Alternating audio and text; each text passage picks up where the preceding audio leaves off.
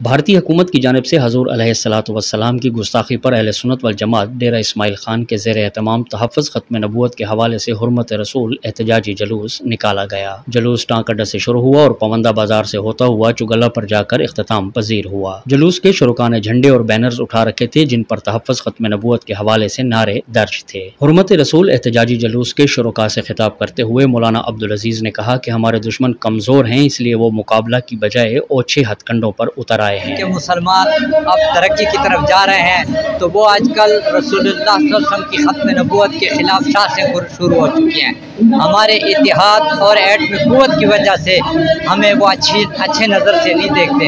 वो कमज़ोर हैं, वो हमें गालियाँ गुस्ताखियाँ हमारे अकाबिरीनों को और ख़ुसूसन ख़त्म नबूवत और अम्मी आयशा तहरा सदीक़ा रज़ियल्लाहु तआला अन्हा के शान में गुस्ताखियाँ सिर्फ कमज़ोरी और बेगैरती की वजह से कर रहे हैं कि वो कमज़ोर हो चुके हैं और उनके मज़हब ख़त्म होने वाले, मिटने वाले हैं। और हमारे जो रसूलुल्लाह सल्लल्लाहु अलैहि वसल्लम का दीन है वो उरूज पर आ रहा है, इसलिए वो अब कभी क्या हरकत करते हैं, कभी कनाडा में गुस्ताखी होती है, कभी फ्रांस में गुस्ताखी होती है, कभी पाकिस्तान में होती है, कभी भारत में होती है।